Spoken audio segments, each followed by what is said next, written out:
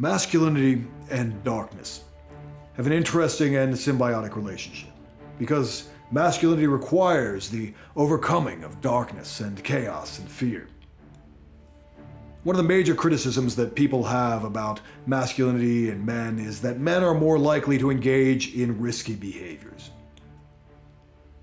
Now, I'm going to stop you though, because if you notice when I referred to high-risk masculinity, I didn't call it traditional masculinity, because this high-risk masculinity, this traditional masculinity is masculinity. It's primal. There's only the one kind of masculinity. It's a human constant. It's archetypal. It is not a fashion or a trend. So males are more likely to engage in high-risk behaviors, but this is a feature of our nature. It is not a bug. For the majority of our evolutionary history, it was to our advantage collectively as a species for men to take more risks. Whether that meant risks to protect the group, or whether that meant rolling the dice and taking a chance on bringing home a big reward, a big payday. And maybe that payday was the carcass of a large and dangerous animal. Or maybe it was all the stuff you brought home when you went over and raided the other camp and took all of their stuff. Men become men by taking risks, by venturing out into darkness and chaos and uncertainty, by experiencing fear and overcoming it. Rituals of initiation from boyhood into manhood have often required some sort of ordeal, some harrowing of hell. In many such rituals, young men often leave the village and enter some sort of liminal or threshold space where they experience a spiritual death, sometimes blackening themselves with ash or wearing masks, to become the dead or the ancestors. An example that most are probably familiar with is the sequence from the film 300, where young Leonidas is sent out of Sparta to brave the wilderness, and he returns to become a Spartan man after he has killed a wolf. A consistent heroic motif throughout Indo-European culture is the slaying of a dragon, specifically a dragon, but more broadly speaking, some kind of terrible beast. Heracles had to kill a lion and a boar and a hydra. And his name means glory of Hera, which seems like a joke since Hera was the cause of all of his troubles, but if it weren't for the challenges she sent him, he never would have become a hero. Theseus had to make his way through the labyrinth and kill the Minotaur. Perseus had to figure out a way to slay Medusa. Indra fought the dragon Vritra, striking him on the nape of his neck with a thunderbolt, and in so doing released the waters for the world.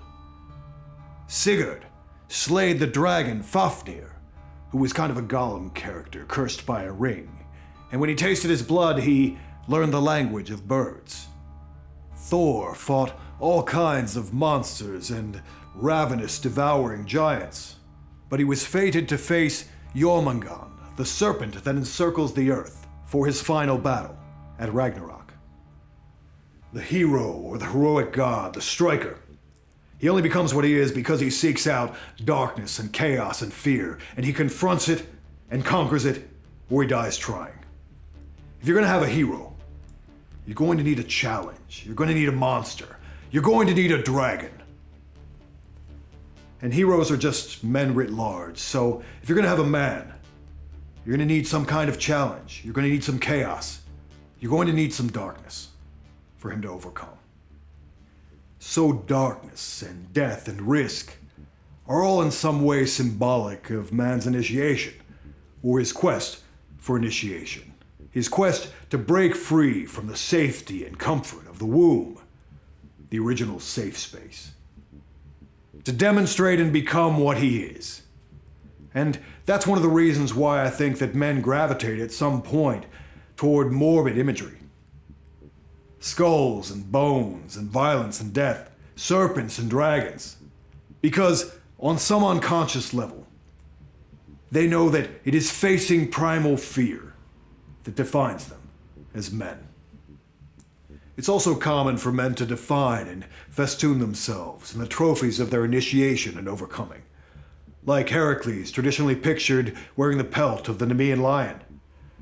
So this link to darkness is inseparable from the nature of man.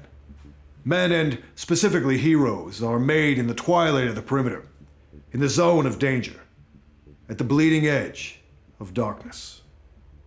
There is a concept in painting, specifically Renaissance painting, known as Chiaroscuro. It is a compositional technique that puts light and dark in high contrast. Chiaroscuro is often associated with the work of the Italian painter Caravaggio. The theory behind chiaroscuro is that volume, the true three-dimensional shape of a thing, is best revealed by a dramatic contrast between light and shadow. If you can imagine a photograph that is washed out or overexposed or too evenly lit, it is undesirable, not only because detail is lost, but also because without darkness it has no depth, no character. It is flat, a cartoon. I believe that men are best rendered and photographed in chiaroscuro, because a man who has never pushed himself out into some unknown, out of his comfort zone, into some place of fear, a man who has never known darkness is not much of a man. But a man who remains in darkness is simply in the dark. And he has nothing to offer but the chaos and disorder that envelop him, and follow him wherever he goes. To stay in darkness is to become chaos, to become the void. But the man who has encountered darkness and chaos, who returns to the light, he brings the shadow with him. And he has more volume, more weight, more gravitas. Men need darkness to become men. But the point isn't to become the darkness. The point is to venture out into the darkness as a representative of light, carrying the fiery torch of order into the realm of disorder, to overcome chaos, to slay the dragon, and then return to the perimeter, to the realm of light, to the realm of order.